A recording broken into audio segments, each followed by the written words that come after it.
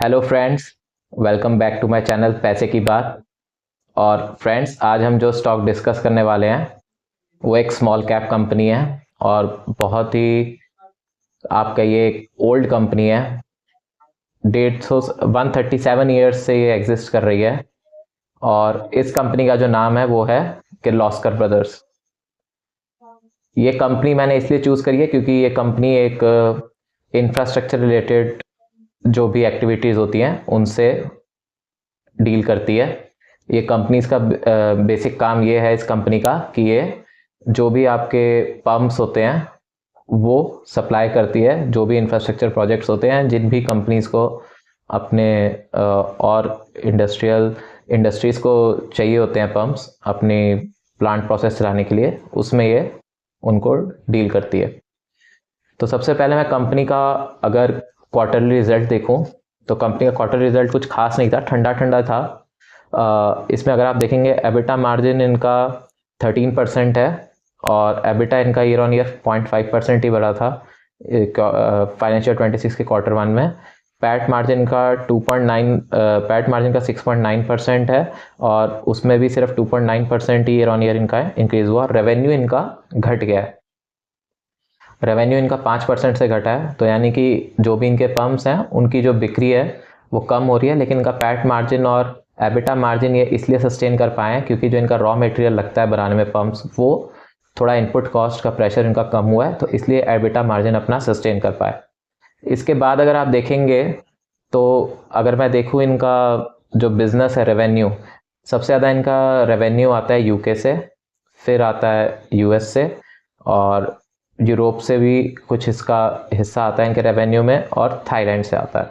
तो इस बार जो थाईलैंड से इनका रेवेन्यू आता है वो इसलिए कम रहा क्योंकि वहाँ पे इलेक्शंस थे, तो इसलिए जब भी इलेक्शंस आते हैं तो जो इंफ्रास्ट्रक्चर रिलेटेड एक्टिविटीज़ होती है वो थोड़ी कम हो जाती है, चाहे से वो इंडिया में हो या थाईलैंड में हो या किसी भी कंट्री में हो।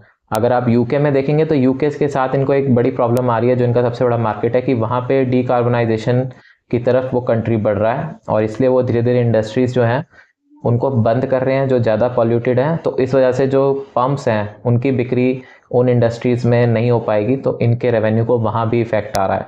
तो ये एक बड़ी इनके साथ प्रॉब्लम हो रही है कि जो यूके ने सोचा हुआ है कि हम डीकार्बनाइजेशन करेंगे, उसके लिए इन्होंने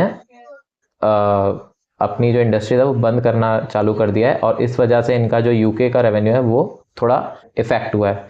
इसके अलावा अगर आप देखेंगे तो इनका जो ओवरऑल इंटरनेशनल वेंचर है किर्लोस्कर नीदरलैंड्स, उसका जो एबिटा मार्जिन है वो 12% है और उनका जो रेवेन्यू है वो फाइनेंशियल 25 में 167 करोड़ था। तो ये रेवेन्यू तो ठीक है, ओवरऑल रेवेन्यू ठीक है, बट जो इनकी मेन मार्केट है वहाँ पे थोड़ी प्रॉब्लम आ गई है कि वो डीकार्बनाइजेशन की तरफ बढ़ रही है यूके वाली। अब मैं आ जाता हूँ कि कंपनी का बिजनेस मॉडल समझ लेते हैं। कंपनी एक B2B मॉडल है। कंपनी क्या कर रही है कि पंप्स बनाती है और बड़ी बड़ी इंडस्ट्रीज को सप्लाई करती है। तो B2B मॉडल है, तो जैसा कि आपको पता ही है एबिटा मार्जिन और पैट मार्जिन कम ही होगा, तो वो उसी अकॉर्डिंग 12-13% का है। इसके अलावा अगर हम इसका मार्केट कैप देखें तो वो 15,000 करोड़ का मार्केट कैप है। अच्छा, कंपनी 100 साल से ज़्यादा एग्जिस्ट कर रही है और NSE को बने हुए भी 30-35 साल हो गए हैं, तब भी इन्होंने अपना जो मार्केट कैप है वो 15,000 करोड़ पे ही रह गया, स्मॉल कैप। यानी कि कंपनी में ग्रोथ की अपॉर्चुनिटीज़ ओवरऑल भी आप देखेंगे तो काफ़ी कम रही हैं, तभी ये कंपनी का जो मार्केट कैप है वो 15,000 करोड़ तक ही है। यानी कि इन्वेस्टर इतना इसको तरफ अट्रैक्ट नहीं होते हैं जितना होना चाहिए। दूसरा, अगर आप इसका पी देखेंगे तो इस वक्त 35-34 का पी चल रहा है, तो और ROE इसका 21% है। अगर ये अपने एबिटा मार्जिन जो इन्होंने गाइडेंस दिया कि मेंटेन रखेंगे तो इनका जो पी है वो जस्टिफाई करेगा इतने ROE पे, जब तक इसमें ग्रोथ नहीं आती है, इनको किसी कंट्री से और ज़्यादा ऑर्डर नहीं मिलते हैं। अगर आप देखेंगे stock 30-35% down from the top है, तो एक अच्छे जोन में है स्टॉक जहाँ पे आप इसको एक्यूमुलेट कर सकते हैं। और अगर जैसे ही ग्रोथ आएगी, इनको इंफ्रास्ट्रक्चर ग्रोथ आएगी, जैसे वो इंडिया में आए या यूके में आए या यूएस में आए, तो इनको काफ़ी फ़ायदा होगा और ये आप देखेंगे इनका पी एक्सपेंशन यहाँ से होना चालू होगा। इसके बाद आप देख लीजिए प्रमोटर का 66% होल्डिंग है और पब्लिक के पास 18% है, बाकी सारी एफआई और डीआई के पास है। तो प्रमोटर का 66% होल्डिंग है और काफ़ी टाइम से उन्होंने अपनी होल्डिंग बेची भी नहीं है, तो इसका मतलब है कि promoters are very confident about the company that it will do better in the near future. तो ये एक बात देखने वाली है। सेल्स ग्रोथ इनकी लास्ट के 5 साल के देखेंगे तो 7.5% की है, क्योंकि B2B बिजनेस है तो सेल्स ग्रोथ भी कितनी कर लेंगे ज़्यादा, और वैसे भी हैवी मशीनरी बेच रहे हैं तो उससे भी फ़र्क पड़ता है।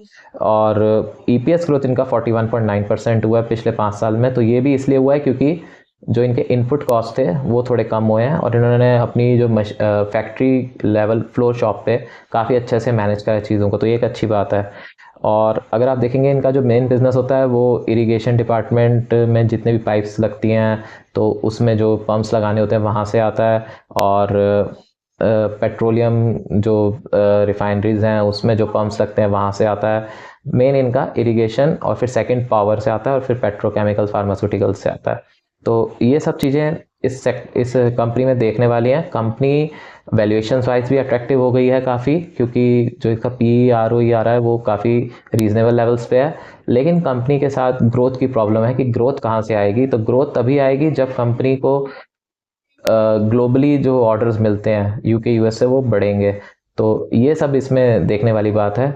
आशा करता हूँ आपको मेरा वीडियो पसंद आया होगा। अगर पसंद आया तो शेयर करें, लाइक करें और सब्सक्राइब करें। धन्यवाद।